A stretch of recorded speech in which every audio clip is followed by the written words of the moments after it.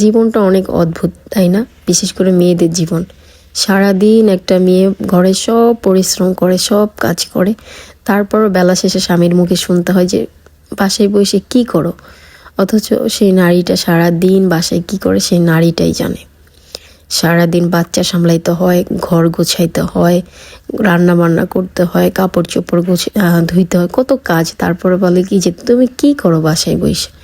জানি পুরুষরা বাহিরে যে কাজ করে ওই তুলনায় আমাদেরটা কম, কিন্তু তারপর একটা নারী যথেষ্ট পরিমাণ চেষ্টা করে ঘর সামলানোর জন্য।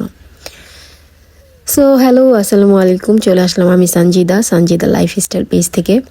সো আজকে আমি চিংড়ি দিয়ে লাউ, অনেকদিন ধরে লাউ খেতে মন চাইছে, চিংড়ি দিয়ে সো রান্না করব আজকে। ভাবলাম এই চিংড়িগুলো প্রথমে ভেজে নিলাম, তারপর এটাকে একটু কষিয়ে তারপর উপরে লাউগুলো দিয়ে রান্না করলাম।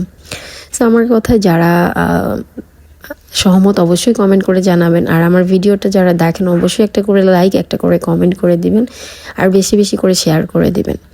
তো আপনাদের সাপোর্টেই চাই আমি ছোট্ট পেজটা নিয়ে অনেক উপরে উঠতে।